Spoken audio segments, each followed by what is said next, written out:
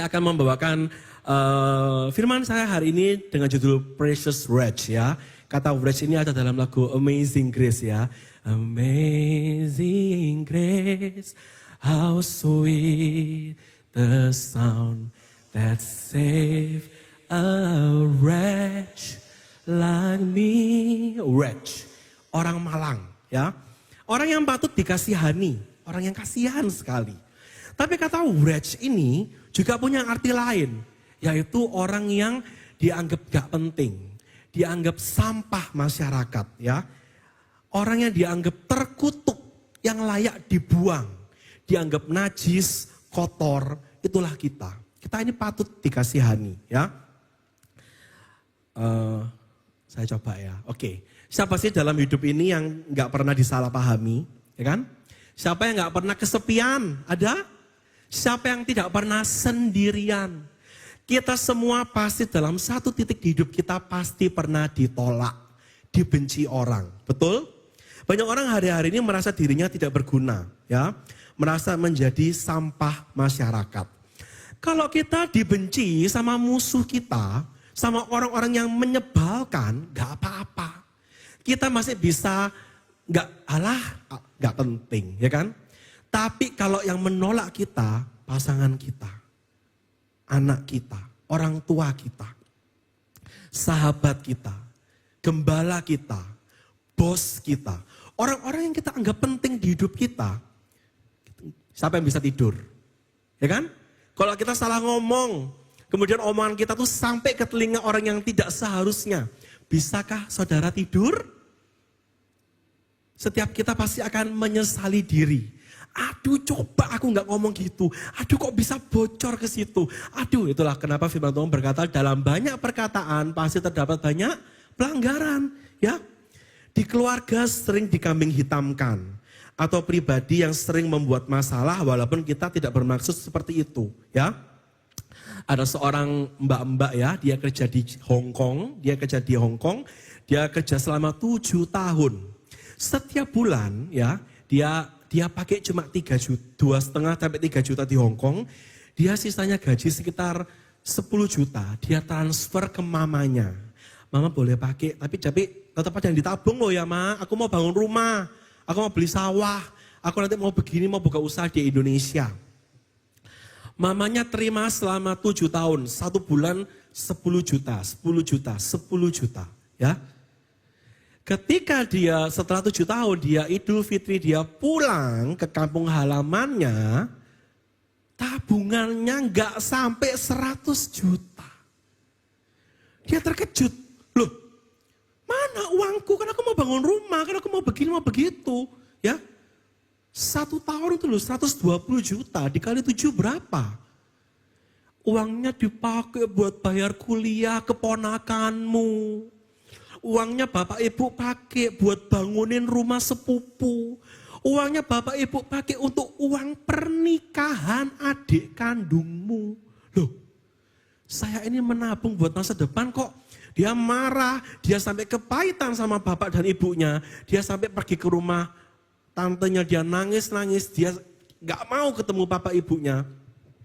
Sampai mamanya stroke. Mamanya, ayolah kembalilah nak, kamu kok tega sih sama ibumu.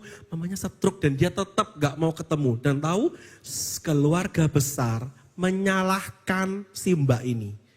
Kok cik jati sama orang tua. Loh, repot ya dalam hidup ini ya. Siapa yang salah dalam kasus ini? Ya, kadang kita bisa punya toxic parents. Itu juga bisa terjadi. Tapi firman Tuhan berkata, sekalipun ayah dan ibu meninggalkan aku, namun Tuhan menyambut aku. Sebuah quote dari L.K. Hunsaker ya, seorang novelis. Kalau kamu merasa tidak diinginkan, tidak dihargai atau ditolak di suatu lingkungan, itu artinya kamu ada di tempat yang salah dan kamu sedang bersama orang-orang yang salah. Gak apa-apa kok kalau kita itu ditolak, lalu kita pindah di tempat yang lain dan kita itu lebih thriving there. Lebih bisa bertumbuh dan berbuah-buah. Nah, kita juga harus tahu siapa nih orang yang salah di lingkunganku. Orang yang harus aku batasi relasinya. Ya. Nah, Hari ini kita belajar ya. Kenapa kok penting belajar tentang precious bread?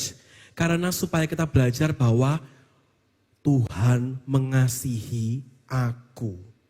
Itu intinya. Kalau kita mau bertumbuh, fondasi awal kita mau growing up ya, kita harus bisa sadar dulu Tuhan mengasihi aku, supaya aku bisa balik mengasihi Tuhan dengan segenap hati, jiwa, pikiran, kekuatan seluruhnya. Jika aku bisa mengasihi Tuhan sebegitunya, aku bisa mengasihi diriku sendiri, bisa puas dengan diriku sendiri, baru aku bisa mengasihi orang lain. Karena kalau kita belum bisa cinta diri sendiri, belum sadar kita dikasihi, semua kasih kita ke organisasi atau orang lain pasti harus timbal balik. Gak bisa tulus, ya. Hari ini kita akan belajar dari 6 perempuan di Alkitab ya. Perempuan yang wretch, layak dibuang, dianggap tidak berharga, patut dikasihani, tapi justru dipakai Tuhan dengan luar biasa ya. Seharusnya cukup. Saya akan sampaikan dengan cepat. Yang pertama adalah Ruth ya. Yuk kita mau baca sama-sama sub poin dari Ruth ini yang dibuang ya. 1, 2, 3. Dibuang atau ditolak karena adat atau budaya, hukum, tradisi nenek moyang atau aturan turun-temurun. Ya. Di zaman para hakim memerintah, ini dari Rut 1 ayat 1 sampai 5 ya, ada kelaparan di Israel. Pergilah seorang dari Bethlehem Yehuda, ya, seorang laki-laki dan menetap ke Moab untuk menetap di sana. Nama orang itu Elimelek, istrinya Naomi, anaknya Mahlon dan Kilion. Semuanya orang-orang Efrata dari Bethlehem Yehuda, dari tanah perjanjian, ya. Kadang-kadang ketika kita sudah di tanah perjanjian, kita sudah hidup dalam naungan Tuhan, bisa loh Tuhan izinkan terjadi kekeringan. Apapun yang terjadi, kita percaya Tuhan berdaulat, bukan? Bisa loh orang baik ngalami kecelakaan pesawat, satu keluarga meninggal. Bisa loh kita sudah suci, sudah kudus, kecelakaan di jalan, bisa. Itu pun ada dalam kedaulatan Tuhan. Dan bukan karena Tuhan jahat. Karena kita terbatas, kita cuma bisa fokus melihat diri kita dan masa depan kita. Tuhan melihat a greater picture, ya. Dan setelah sampai ke daerah Moab, diamlah mereka di sana. Nah, kemudian Elimelek meninggal, suami Naomi.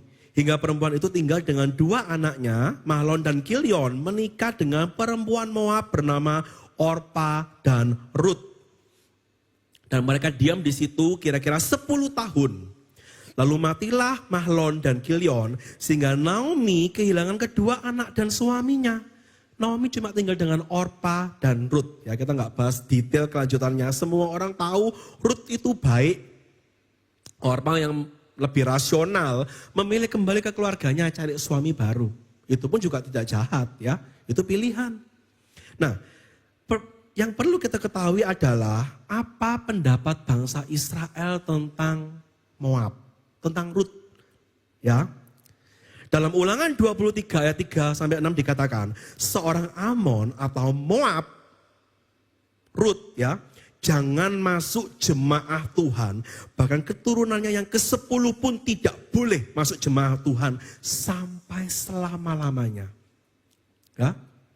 10 generasi. Karena mereka tidak menyongsong kamu dengan roti dan air, tidak menyambut kamu waktu kamu keluar dari Mesir, mereka tidak sudi menolong kamu. Dan karena mereka mengupah Bileam bin Beor dari Petor di arah Mesopotamia untuk mengutuki kamu Israel, tetapi Tuhan Allahmu tidak mau mendengar kutukan Bileam. Dan Tuhan mengubah kutuk Bileam menjadi berkat bagimu, karena Tuhan mengasihi engkau Israel. Karena itu Israel, ya, seluruh rakyat Israel, selama kamu hidup, janganlah engkau ikhtiarkan kesejahteraan dan kebahagiaan Amon Moab sampai selama-lamanya. Selama kamu hidup, jangan sekali-kali doakan mereka beruntung, diberkati, disertai, damai sejahtera. Jangan. Sebegitunya loh mereka benci dengan Moab, dengan Amon dan Moab, ya. Kadang ada hal-hal di hidup kita yang kita nggak bisa pilih, ya. Kalau Ruth dia nggak bisa kan pilih dia itu orang Moab. Kadang kita nggak bisa pilih papa dan mama kita seperti apa. Latar belakang finansial kita seperti apa. Kita nggak bisa pilih warna kulit kita seperti apa. Bentuk wajah kita seperti apa. Tapi hal-hal yang kita nggak bisa pilih ini membuat kita dibenci. Membuat kita ditolak. Membuat orang bahkan nggak sudi berteman dengan kita. Kadang-kadang ada hal-hal yang bisa kita rubah, saudara-saudara ya. Tetapi sulit sekali karena berbagai alasan. Contoh, bentuk wajah. Bisa nggak bentuk wajah dirubah? Bisa ya, operasi plastik. Bahkan nggak usah operasi, make up cukup bisa membuat orang lebih jauh berubah dari sebelumnya. Ya. Keuangan, bisa nggak orang miskin berubah jadi kaya? Bisa, tapi ya sulit ya. Harus ada luck, kesempatan, banyak faktor, banyak indikator. Yang perkenanan Tuhan. Kalau Tuhan mau, karena kadang orang baik ketika dikasih kaya jadi jahat. Tuhan tahu loh, orang ini tuh sebenarnya mau tak berkati, tapi hatinya belum siap. Once dia kaya, dia bakal sombong. Jadi Tuhan gak kasih. Nah, Tuhan lebih tahu kita daripada kita tahu diri kita. Bentuk badan, bisa dirubah? Bisa. Tapi sulit, karena berbagai alasan. Males, capek, mager, memang ada masalah kesehatan, ya kan?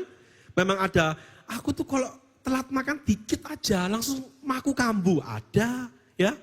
Ada banyak alasan orang gak bisa diet. Itu memang lumrah dan banyak yang seperti itu. Bau badan, bisa diubah?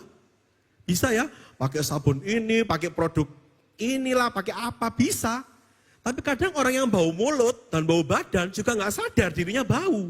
Sampai ada orang yang memberitahu, dan diberitahu pun belum tentu dia legowo.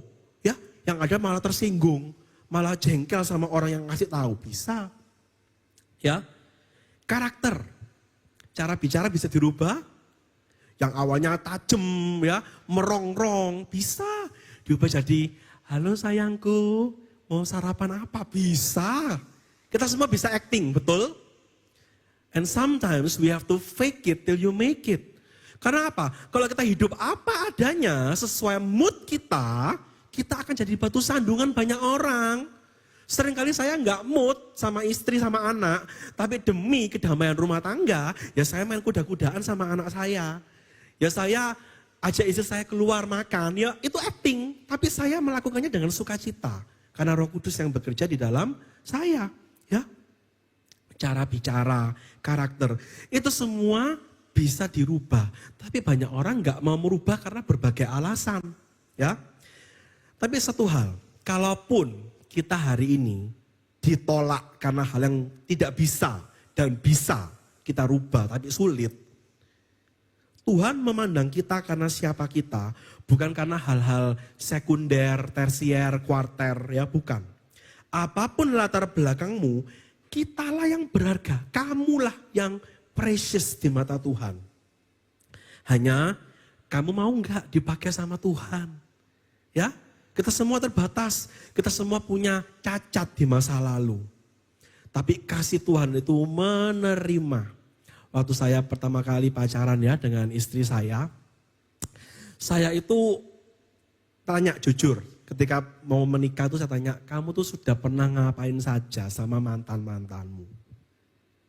Saya mau tahu, supaya itu tidak menjadi misteri dan yang melukai saya di masa depan.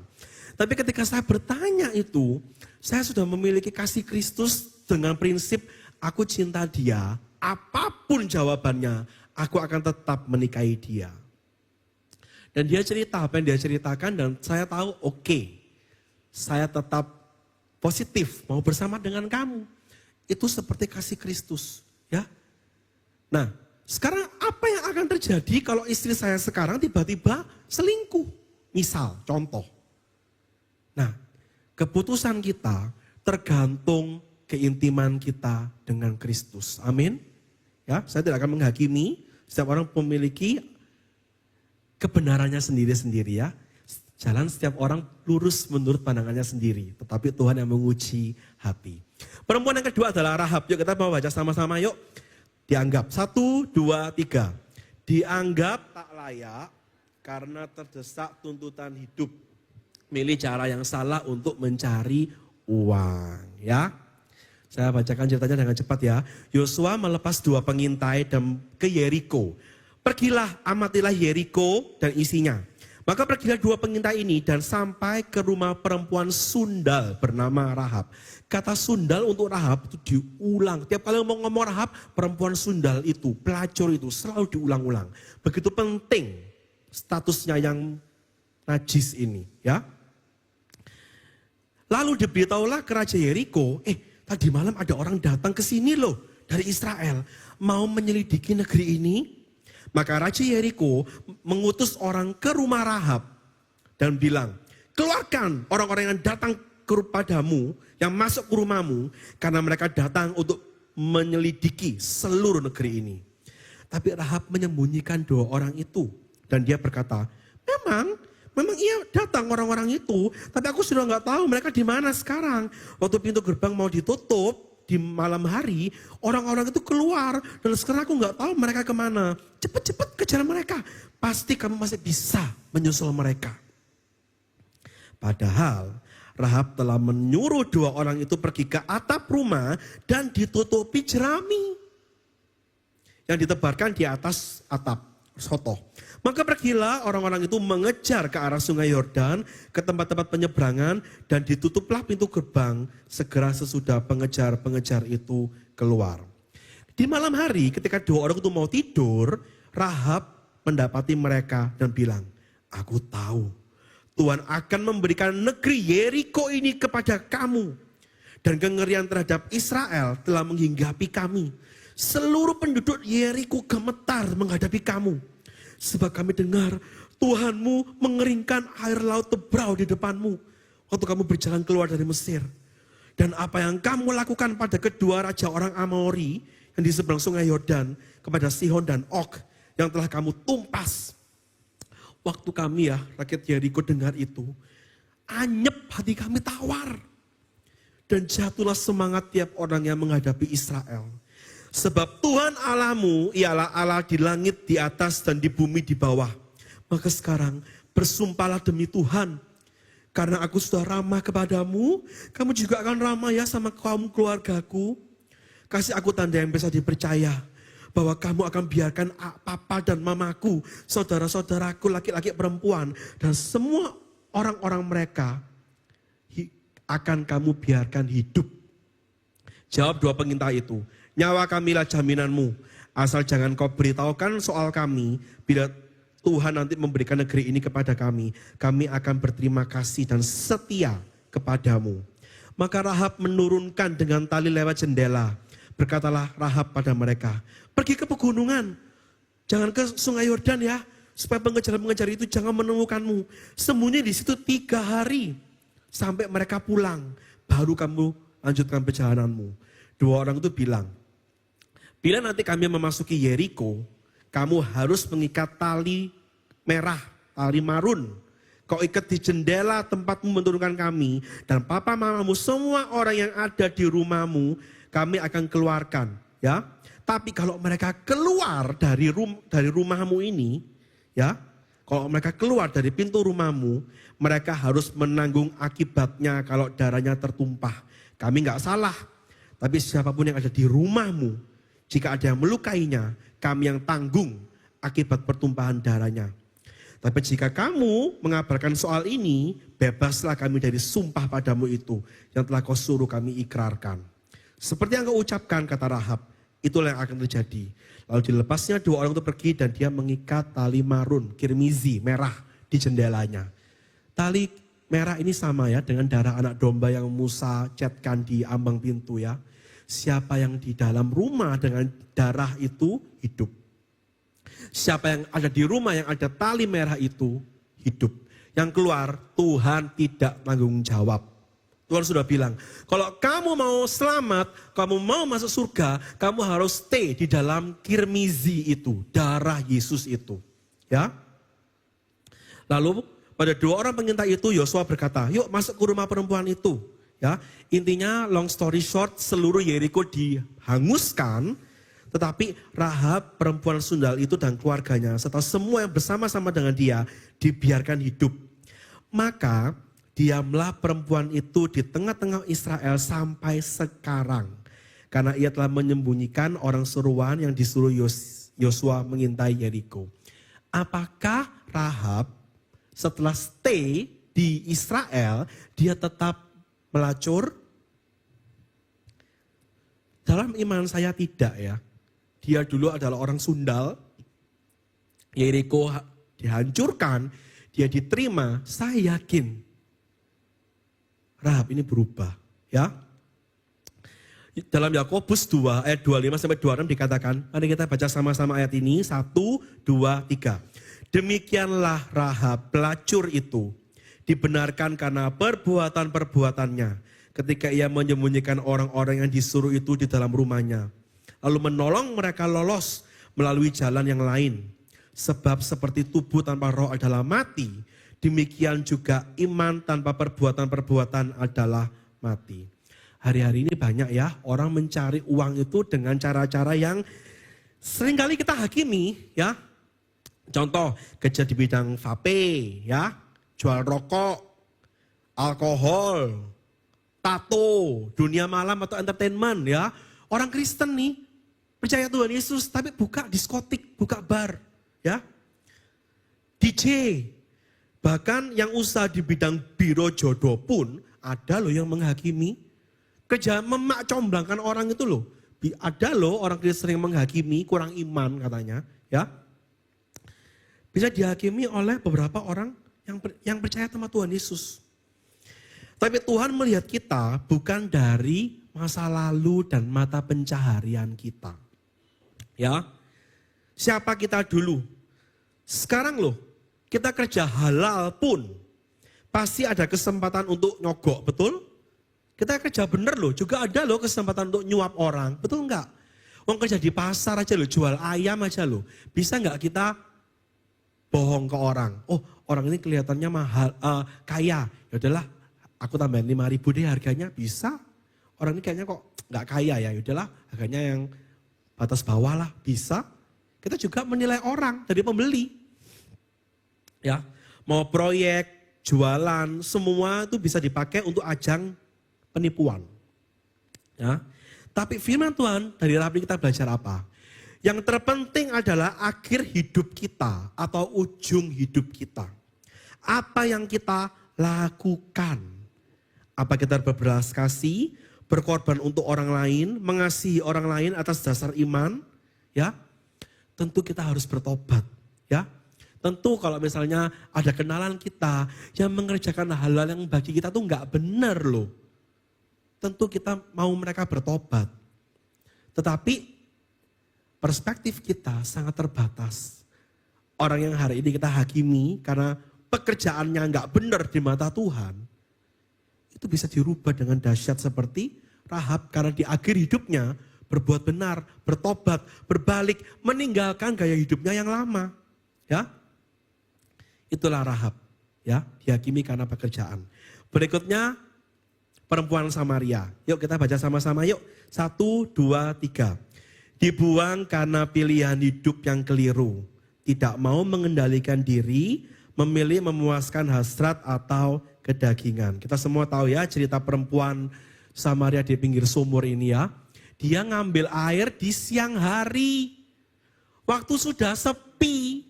Karena kalau dia pagi-pagi datang bawa ember, perempuan-perempuan itu menggosipkan dan menjelek-jelekkan dia.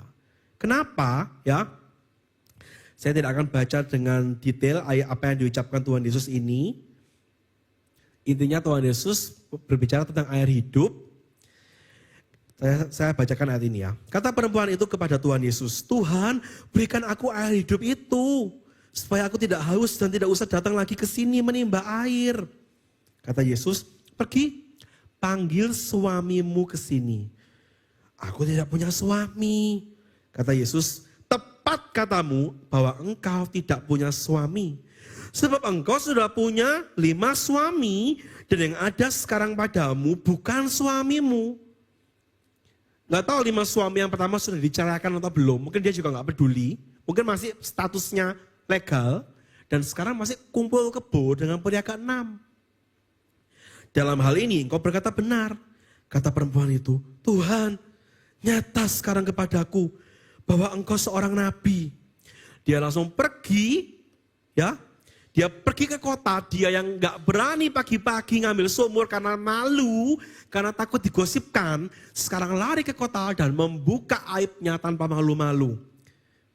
Dia menjadi percaya dan dia bilang, ia mengatakan kepadaku segala sesuatu yang telah aku perbuat. Kalian gosipin aku kan, aku gak peduli. Dia sudah terang-terangan mengucapkan apa kelakuanku. Ketika orang-orang Samaria itu sampai kepada Yesus, mereka minta pada Yesus untuk tinggal, ya. Dan akhirnya mereka berkata, kami percaya sama Yesus bukan lagi karena apa yang kamu katakan. Sebab kami sendiri sudah mendengar dari dia dan kami tahu bahwa dialah benar-benar juru selamat dunia. Kalian tahu kita semua ini ya hari-hari ini syarat dengan godaan, kedagingan, ya. Begitu banyak kedagingan yang menjijikkan, bahkan tidak pantas diucapkan melalui mimbar gereja. Karena terlalu bodoh dan memalukan. Ya. Kedagingan perempuan ini spesifik dalam hal imoralitas seksual. Ya. Amsal 11 ayat 22 berkata ya, seperti anting emas dicingur atau jungur babi. Demikianlah perempuan cantik yang tidak susila. Ya. Emasnya mahal, tapi buat apa ditendekkan di hidungnya babi? Babinya kecemplung di lumpur ya, emasnya kena lumpur ya. Kotor, emas itu jadi nggak berguna. Percuma good looking, tampan, cantik, tapi kalau kehidupan seksualnya immoral seperti ini. Ya, Tuhan Yesus tahu kok kalau ada yang lemah selain di bidang seksual ya, lemah di bidang penipuan atau scamming, nggak bisa berhenti bohong, ya, klepto, pergi ke supermarket, ngelihat apa yang bisa dicomot, diambil, dimasukkan tas. Saya bisa mengucapkan hal ini karena keluarga saya yang dekat dengan saya tidak bisa mengontrol dirinya dalam hal-hal seperti ini. Pergi ke pesta pernikahan, sompetnya dibawa pulang, ya. Pergi ke pesta pernikahan, serbetnya dilipet dibawa pulang. Ya. Pergi ke hotel itu loh, bisa mikir, selimutnya mau tak lipet apa masuk tas. Selimut loh ya, bukan anduk kecil. Selimut. Loh, pergi kemana nanti ketok plaster, apa, tusuk gigi, ada tusuk gigi dari besi gitu ya. Oh ini kok api ya berguna, diambil dimasukkan tas. Keluarga yang dekat sekali sama saya, melakukan hal-hal seperti itu. Saya sampai pernah marah sekali dengan orang itu ya. Karena dia ngambil obat loh. Obat kayak obat Inza yang cuma 3.000, 4.000 rupiah tuh loh. Di display kan bisa diambil ya. Kayak di supermarket kan gampang. Dia ambil obat satu omplak itu yang cuma 4.000 rupiah. Dia gak mau bayar. Tidak mau bayar. Ada kepuasan tersendiri dengan mencuri. Ya, Tuhan tahu. Ada orang yang terikat pornografi. Ya, self pleasure, shopaholic, gak bisa berhenti shopping sampai utang ya. Saya tuh heran sama, saya juga punya kenalan ya. Terikat itu sama kartu Pokemon, udah tua loh. Udah mau umur 40 loh. Dia bisa, ini kartu ini langka loh, 170 juta. Hah? Kartu 170 juta? Ya. Terus bisa suka sama brand-brand yang silver, perak, tapi karena brandnya mentereng, dia mau beli silver yang murah itu dengan harga 80 juta. Saya tanya, kenapa nggak beli emas saja? Kan bisa buat investasi. Ya beda prestisnya. Ini kan ada brandnya. Loh, orang ini lucu ya, bisa terikat hal-hal yang unik. Ya, nggak bisa berhenti utang, nggak bisa berhenti judi, mabuk, narkoba. Konflik sedikit, KDRT.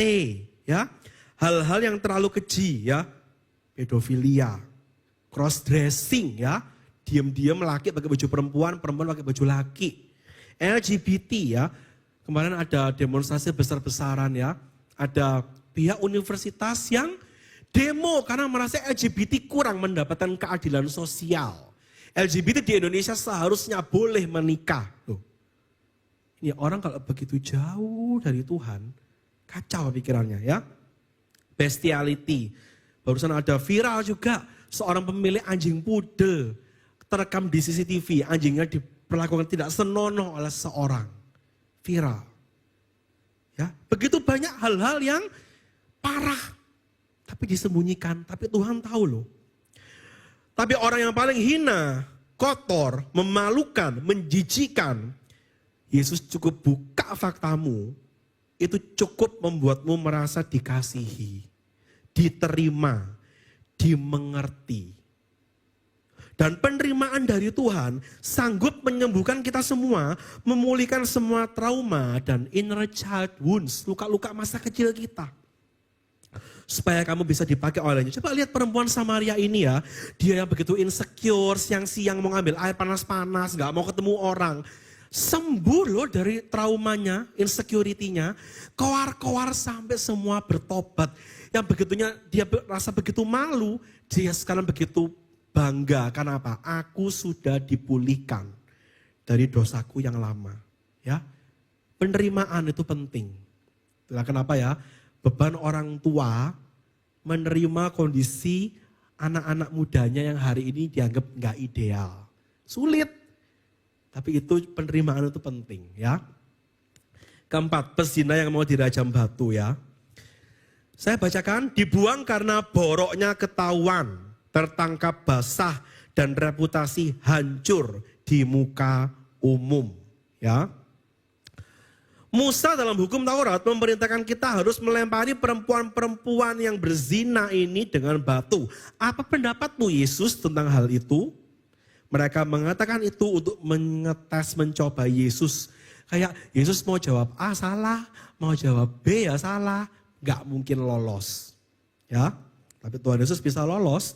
Dia berkata, barang siapa di antara kamu tidak berdosa, hendaklah silahkan dia yang pertama melempar batu kepada perempuan itu. Lalu ia membungkuk dan menulis di tanah ya.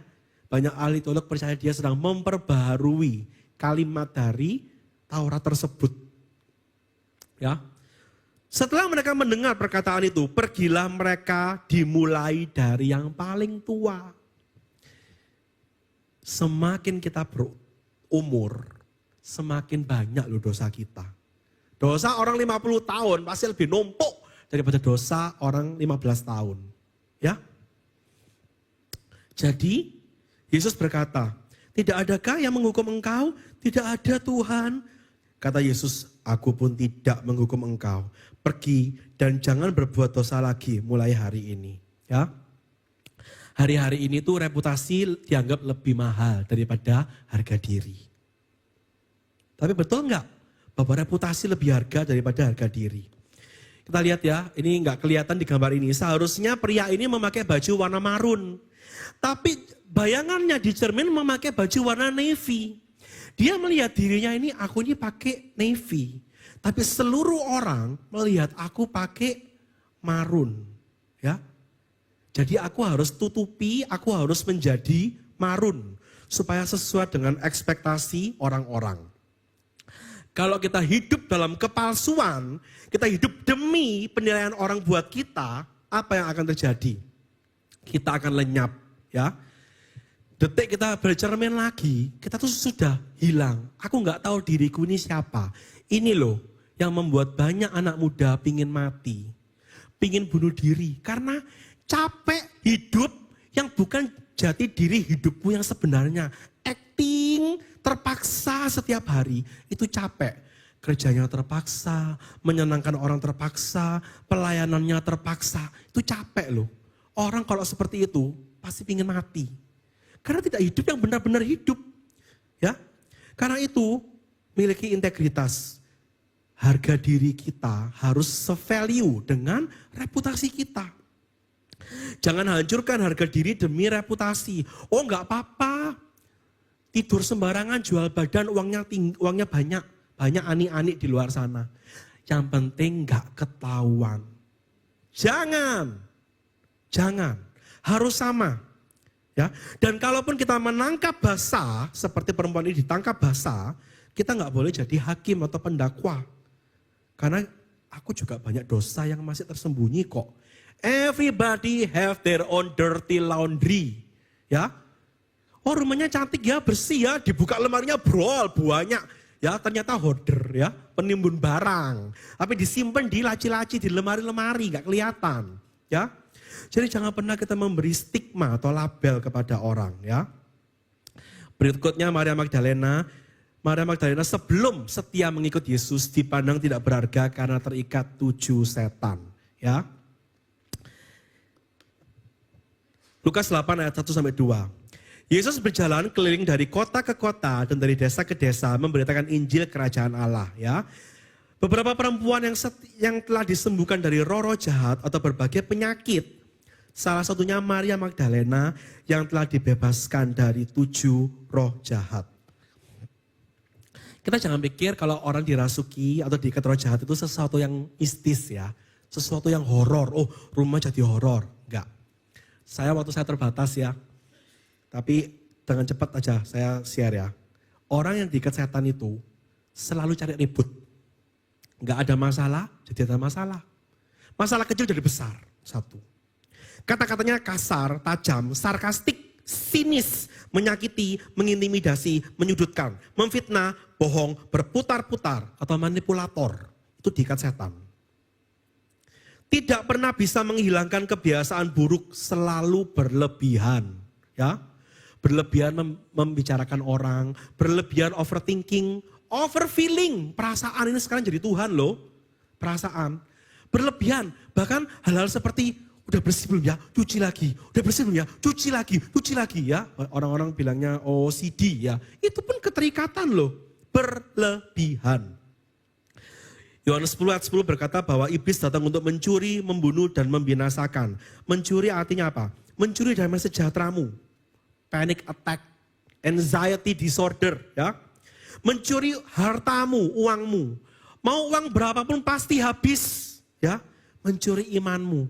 Seperti benih yang digencet sama tanaman berduri. Gak percayalah wes aku sama Tuhan-Tuhanan, bolong-bolong lah ke gereja. Ya. Membunuh. Barang siapa membenci sesamanya manusia adalah seorang pembunuh manusia. Benci orang, sensitif, mudah, tersinggung. Itu pun keterikatan setan loh. Ya, super peka, moody, baper, mood swing. Ada loh orang bangun pagi sudah senang berdoa, bikin teh atau kopi, kopinya tumpah, cerot, tumpah. Kesel aku, gak mau kerja. Loh, cuma gara-gara kopi tumpah, 1 hari hancur. Mood swing, ya baper, kopi tumpah kok perasaannya yang kena, ya. Itu membunuh, membinasakan, menghancurkan hubungan rumah tangga, pertemanan, keuangan, dan membinasakan masa depan. Dan terakhir, tertarik dengan kegelapan. Ya, suka yang sadis, yang seram, darah-darah, kematian, ilmu hitam, dan lain sebagainya. Waktu saya sudah habis ya. Saya ada satu perempuan, tapi saya skip saja. Gomer, ya. Gomer. Sangat menarik ya membahas Gomer. Kita langsung lihat kesimpulan kita hari ini ya. Jadi apa yang bisa kita pelajari hari ini? Setiap kita tuh orang-orang yang malang. Kasihan. Bisa jadi sampah di mata orang lain. Rut, karena hal yang tidak bisa kamu ubah.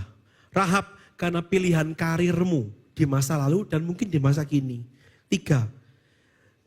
Perempuan Samaria, kamu dianggap sampah karena kamu gak punya penguasaan diri. Gak punya pengendalian diri. Perempuan pezina, karena borokmu ketahuan di muka umum. Ya, tertangkap basah. Maria Magdalena, 7 setan, dan Gomer ya. Karena tidak setia dan pilihan hidup yang hanya untuk diri sendiri. Jadi apa? Hari ini ya, Bapak Ibu Saudara. Kalau kita sadar, aku sangat dikasihi Tuhan. Sungguh-sungguh dalam hidupmu. Saya boleh minta tim musik boleh maju ke depan ya. Saya minta dikunci C. Yuk kita kembali sama Tuhan yuk. Baca Alkitab sungguh-sungguh. Memuji, menyembah Tuhan. Berpuasa, berdoa. Kita iring Yesus setia sampai meninggal. Sampai akhir. Dimanapun berada, di marketplace, di rumah, di gereja, kita terus melayani Tuhan. Saya melihat semua pengorbanan saya buat istri dan anak adalah ministry saya. Ya, Tuhan gak mungkin kok menunda-nunda untuk mengangkat kita. Yang mungkin selamanya merasa aku ini loh gak penting. Aku ini loh sampah. Tuhan akan angkat kita. Kita mau sama-sama baca ayat ini ya. Ayub 23 ayat 10, 1, 2, 3. Tuhan tahu jalan hidupku. Seandainya ia menguji aku akan timbul seperti emas. Sampah kita, kejijikan, kekurangan kita, ketidaksempurnaan kita adalah ujian Tuhan buat setiap kita. Supaya kita menjadi emas. Ada yang menjadi sampah karena shopaholic, karena suka gosip, karena suka berbohong, karena suka mencuri. Apapun, itu adalah apimu. Supaya kamu bisa dipakai Tuhan. Bahkan yang cabul, LGBT, bisa dipakai Tuhan untuk memulihkan generasi muda ini loh yang semakin diseret oleh budaya tersebut. Sampahku adalah apiku untuk memurnikan aku. Kenapa? Yesaya 43 ayat 4, kita mau sama-sama baca. Oke, 1, 2, 3. Engkau sangat penting bagiku, sehingga aku menghormatimu. Aku mengasihimu dan menebusmu dari semua orang dan bangsa. Sehingga engkau dapat tinggal dalam pelukan Tuhan. Hari ini kita harus sadar aku sangat disayang ya. Walaupun aku rendah, Tuhan mau ya angkat aku. Tuhan mau angkat kita dan pakai kita. Karena itu jangan pernah kecewa kepada Tuhan.